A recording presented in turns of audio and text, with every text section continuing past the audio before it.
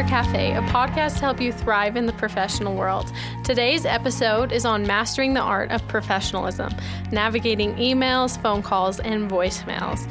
Joining us today, we have Brandon Street, Jerry Ross, and Mackenzie Jenkins is a special guest today. And then the moderator, myself, McKinley Hatch, who are all experts in career and professional development topics. So we know who Brandon and Jerry are, but Kenzie, why don't you introduce yourself to us? Yeah, so I'm Kenzie. I work in the Career Center as the internship coordinator. I facilitate a lot of programs. Well, not a lot, just two, I guess. But one is the Professional Internship Program, and then the other is SU Career Academy. And we actually talk a lot about professionalism and specifically some of the topics that we'll talk about today. Awesome. We're excited to have you join us. Thanks, Kenzie. Let's jump right into crafting professional emails. Let's talk about that and what that looks like and how to go about that process. So who wants to start us off? Well, first of all, I think that having professional emails is obviously really important. It represents us when we're sending information to other people around us. And I think we can't take for granted putting together just a fast email or things like that, because on the other side, it can be interpreted a lot of different ways. But also, again, if it's the first time we're talking with someone, it's our first impression. We talk about that a lot in professionalism, but we need to ensure the first time somebody reads an email from us, they are taking us serious as a professional. And I think there's a few things that help us stand apart as a professional. One is obviously professional language, as we're talking to people in a professional manner. So understanding your audience, who am I speaking to, what am I trying to convey, and making sure that our emails represent exactly what we're trying to convey. And I think one of them, I will be the first one to admit I am not fantastic with grammar, spelling, and punctuation, to where I love to use the technology available to me to help make sure that I'm sounding as professional as I can when I'm coming across in that email. As a business professional, not that I prefer it, I think I still prefer to personally interact with people, but an email allows me to distribute some facts that could be forgotten in other ways that we do things, to where there are times when I strategically use the email to say, don't forget this date, don't forget this time. And I feel like it's a good way for us to write down data that we want someone to be able to store for future use that isn't available in some of the other methods. Yeah, this is super awesome. I think, like you guys had mentioned, writing clear and professionally and using those grammar resources that we have out there is really helpful. And something I wanted to elaborate on was writing subject lines for emails. I have recently had an experience working with another person on campus where they said, we were in a meeting, and they're like, I hate when people just are so, what's the right word I'm looking for right now? Vague? Vague, thank you. Yeah. I was like, what is that word? When they're so vague in their emails. And I'm like, I'm so guilty of that every time I email the lady that does websites on campus and I'm submitting web requests. I'm like, website update. I'm like, yeah, that's super helpful. Like, what kind of update is this? What's the date? Like, what's the timeline? So let's talk about subject lines and why that matters. I think it needs to be direct, and it needs to tell them kind of the action it determines they need to take. One of my interactions is I get employers to come to job fairs, but a lot of times the person that signs up for the job fair isn't the person that's actually going to be there. So I will put in that subject line, pass on to attendee. That lets them know they can't just look at this in 4 days if it's coming up tomorrow or in the next few days. It gives them some a timeline as to when do they need to read this and kind of how vital is it to our business that we're conducting together. So whatever we can do to kind of get across some of that timeline direction to them, and also what does this mean to them? What action do they need to take, and how fast do they need to take it? Yeah, one thing, like just starting out in my career, like I don't feel like I get a ton of emails, maybe as much as like some directors and supervisors on campus and just in jobs in general. So for me, I'm like, oh, maybe I don't need to make it this detailed because I'm only going to get 5 emails, right? So I'm going to look at all of them. But when there's people that are getting like 100 emails a day, I think having subject lines and targeted, I guess, I don't know if that's the right word, subject lines, it's a lot more helpful for them to know what they need to look at and if it's important. And I've had experiences through my recruiting time where I came back and I had 1,400 emails in my inbox off of a weekend, right?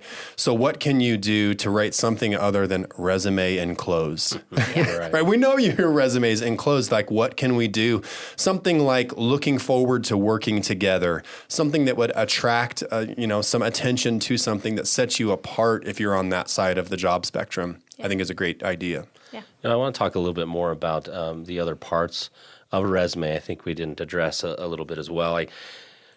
What you title somebody depends on, again, what you know about them and your personal relationship with them. Because the first time you speak to a dean on campus probably shouldn't be, "Hey, Bob," right? Especially if it's Robert, right? I think it's important to understand in that case, we're probably going to call them Dean so-and-so, right? And make sure that we call them by professional names until we establish some type of relationship with them. With the colleagues in my office, I may say, "Hey, McKinley," you know what I mean? Or, "Hey, Jerry," but at the same time, we're not going to be doing that with people who we have a professional relationship with and we may not know as well. So we need to make sure we obviously title that correctly. The content of the email is direct, as we're talking about, but also we have a professional closing to that email as well. Yeah. Yeah, I think that's really important. And noting that you keep addressing them that way unless they correct you, right? Right. Like once you Dr. So-and-so, Dean so-and-so, you keep doing that until they say, "Call me this," right? And so you just got to keep that professionalism up. Let's talk about, you've already talked about it a little bit, email etiquette, right? Addressing them professionally, right? What else do we want to talk about with email etiquette? I think when we respond to emails, I think it's important to understand that when people email you, they expect a response probably within 24 to 48 hours, if possible, that they're expecting you to get back in a timely manner and not something a week or 2 weeks later you're responding to. So it's important to make sure that you're addressing your emails in a timely manner and getting back to them with the content they're asking for as well.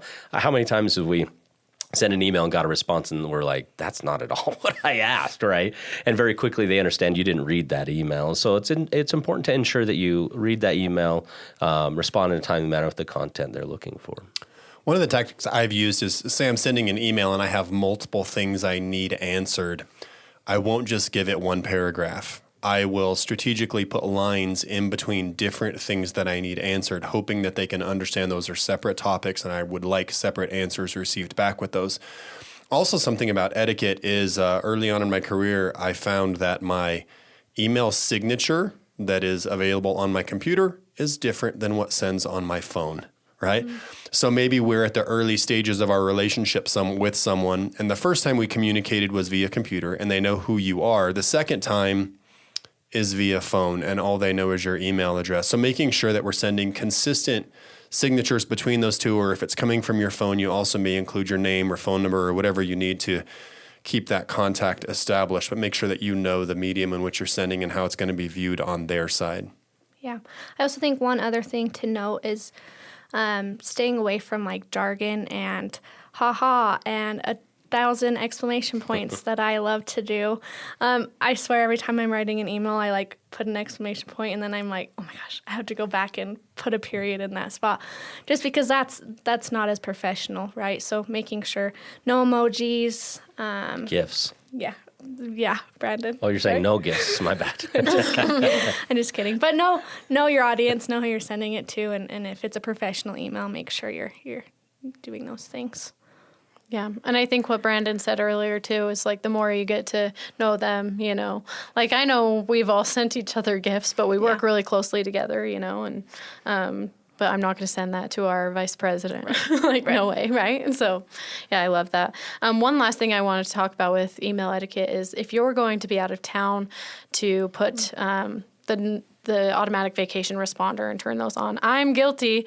Like some Fridays that I have off, I forget to put it on. And when people are emailing me, they're expecting, if they don't get that back, that I'm there at work. And so I should be responding to them in that 24 to 48 hours. And if I don't, because I had time off, then they don't understand where I was and what I'm doing. So just making sure that those are on as well. So let's jump into phone etiquette.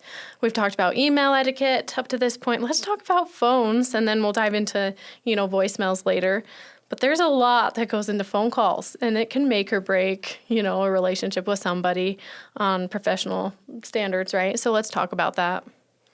Well, I think we need to understand the different hats we wear when we're answering a phone too, right? I mean, typically we're talking in this case about professional and your professional hat. And so if I'm answering the phone at work, I usually do a couple standard things. One is I let them know what office they're calling and who is speaking to them. So if somebody calls me, I just say, Hi, Career and Professional Development, this is Brandon, right? So they understand who they're calling and whom they're speaking to.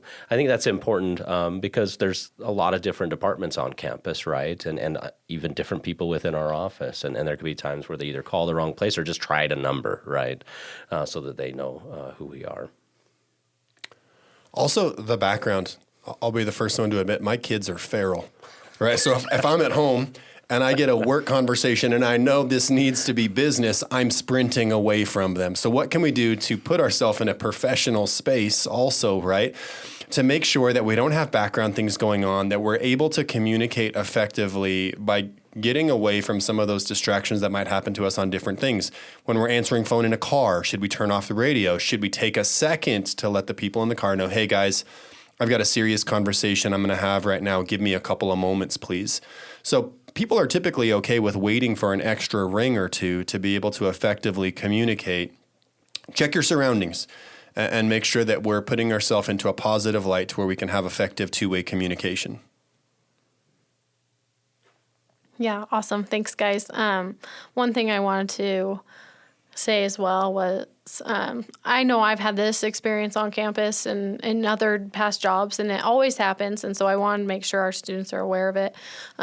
When you're calling somewhere and you're asking a question, they don't know the answer. It's so frustrating, right? When they come back and they're like, I don't know. Okay, well, is there someone that does that I can speak to about this, And so I think keeping in mind as students and as professionals, when you get those calls and you don't know the answer to the question, rather than making something up and pretending you do know, because that could hurt you in the long run as well, is just saying simply, it's okay to say, you know what, I'm not sure, but let me talk to people and find out, and I'll get back to you. And then that follow-up is really important as well. So. Well, and I think the same, you bring up a good point. I think the same with transfers, within your department or your company.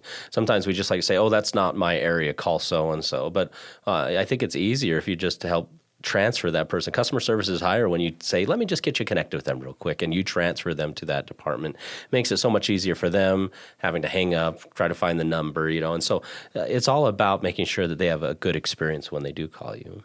Yeah. Love that. We've talked about phone calls. Now the other end, voicemails. This one's always so fun.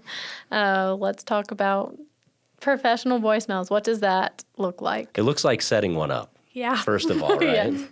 We get a lot of those calling, and it's either the voicemail box isn't set up or their voicemail box is full. So then you can't leave a message. So that's super frustrating and really not professional, especially whether you're, if you're applying to a job and someone's trying to call you back and it's a message, well, I'm like, well, I don't want to hire you then if you're not professional in that way. So something to keep in mind. Well, they may not call you back. Yeah. They may try calling you, want to interview you, and your voice message isn't set up. They're not going to call you, more than a couple times at the most. And so make sure that you have that set up, and as we talk about it, professionally voice message as well. Yeah.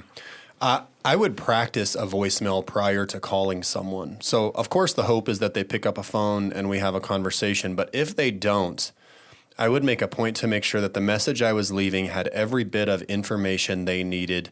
Not our entire conversation, but a way to get back a hold of me. A lot of times with cell phones, we're so used to people having our number. But a lot of times when we're interacting with recruiters or other things, there may be a long list of numbers inside of their phone. They may have missed 10 calls and they're not sure which one was you, but you're the only one that left a message. So I will rehearse that voicemail prior to picking up the phone just to make sure if it goes there, I'm leaving a concise, directed message with some instructions on how to get a hold of me when they go to call me back. And be very clear. That's kind of another trick with these is we can't tell whether you're going in or out with things. So typically I will repeat the number that I need them to call me back, even though it makes me sound old. I am. I'll live with it. But whatever we need to do to make sure that they have all of the information they need to carry out the next steps or to be able to get back a hold of you. Yeah. The other thing I'd say is make sure if you do create a voice message, make sure it's professional.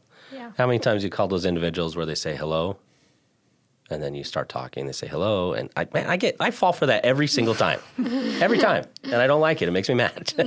And so, make sure that as we're applying for jobs and those types of things, we're not putting the employer in a situation where they are frustrated or mad because of your voice message, right? We had one that was like 2-minute long voicemail the other day. We're like, where is this going? It was interesting. Hello. It was so interesting. The other thing, too, is make sure that you're clearing out your voicemails and deleting those so that when people do call you, if your voicemail box is full, make sure to go in and delete those. And there's nothing wrong with if you're expecting a call. Say you applied for a job, and you're like, I'm hopeful to be getting a call. There's nothing wrong with having someone a good friend, family member, someone give you a call and see what the voicemail sounds like, if it's full and everything like that to do a test run too. Yeah. Well, like what Jerry said, no progressive commercial here. Make sure to leave your number. Even though caller IDs exist, it's always helpful, right? Mm-hmm. And I like it better that way, too, when I'm listening to voicemails on, like, my work phone, as you're applying for jobs. You just want that readily available to you. So let's talk about phone call interruptions. We've all been on a call. We're on a call and get another call at the same time. What do you do, especially when the call coming in is very important and you do not want to, miss that? What do you do then? Magical mute button. Hey, give me just a moment. I want to make sure that we can have a great conversation. Give me just a second. Hit the mute button. Take care of your distractions as quickly as you can and get back on the call.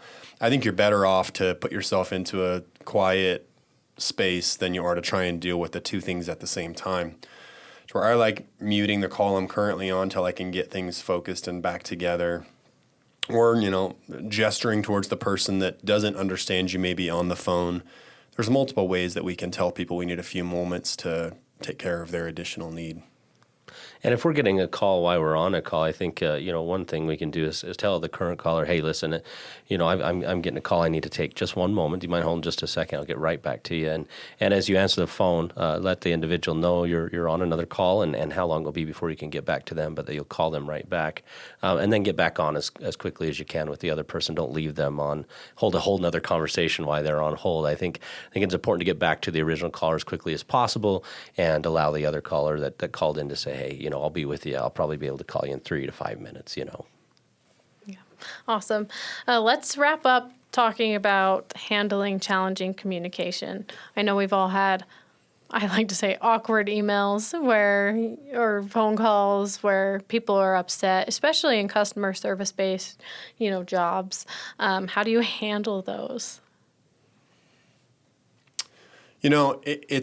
It's hard, but sometimes, especially when we're dealing with email, I feel like people don't understand tone at times, right? And maybe they're frustrated that they've struggled to get a hold of you or different things. But depending on where you are, like Brandon, you spoke about making sure that we're giving communication at the level of the recipient. Sometimes we may think, I've called this person 4 times, but writing that down doesn't put you in the best of light, right? So maybe instead of saying, I've tried to call you 4 times and I can't ever get a hold of you, maybe ask, hey, I'm not sure if you received my message. When would be a good time for us to chat, right? And without saying I've called you 4 times, say you've called 4 times and try and figure out a good time for them to come back with you.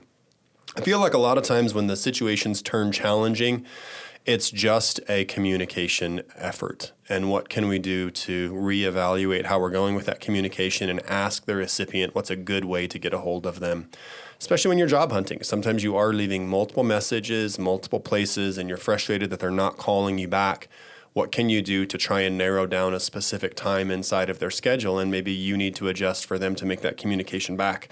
But don't ever let things become personal. This is business, and make sure that we're dealing with them on a business level and it's not emotional, even though it may be emotional to you, that you're emotional, that you want a job or you need results or action inside of things. Always maintain that professionalism. Yeah, remember when you're on the job, you represent more than you. You represent a department, a company, in our case, a university, right? And so certain conversations we have could literally turn a person or a family away from enrolling, in our case, at our university, right? And or buying from someone's business or things like that. And so just remember that, when people do get frustrated in things, it's not usually you they're frustrated at, it's usually a situation. And strive not to make that, as Jerry said, personal. Don't take it personal. Understand that there's something frustrating them. Try to find the resolution to that frustration and solve problems. I found people I've got on the phone with who have been very frustrated. By the time we got off, they were thanking me for being patient and for helping them resolve what they needed to, and sent positive things even to my supervisor because of our conversation. If you do it right, they leave happy and rewarded in the situation, and rather than us both leaving frustrated. Yeah, I think phone calls are harder because you're on the phone with them. But if you get an angry email or something like that, always just take a step back, take some time to think about what you're going to say instead of just replying quickly in a heated argument situation, right? I've had some times where I've come to Brandon and I'm like, I can't tell if this person's mad at me or not. But I'm just going to give it a minute and think about it and then write them back. I've had situations where someone got me upset with what they wrote, or, it's almost, there are times when I feel like people may try and get you a little bit to where I would walk outside and just go take a lap, right? And just go clear my head and say, they're not really upset at me, they're upset at the problem, and how can I solve it? But sometimes you have to remove yourself a little bit before you send back that snippy message, whatever you want it to be. So cooler heads prevail. Take a second, think about it, resolve the problem, not the person. Go cooler heads. Go cooler heads. Yes, thank you guys. And thanks, Mackenzie, for joining us on our podcast today. You bet. Don't forget, listeners, to subscribe to Career Cafe and share it with your friends and fellow students. Don't forget to connect with us on social media, on Instagram specifically at SU Career Center. And join us next week for our episode on From Candidate to Contributor, Aligning Yourself with the Ideal Job. And then we're going to sign off with Mac. You got a joke for us today, don't you? Oh, you ready for it? All right. This goes out to all those science majors out there. I'm aspiring to be a chemist. Yes. Yes, you are. That's good. That's good. I like it. See you next week.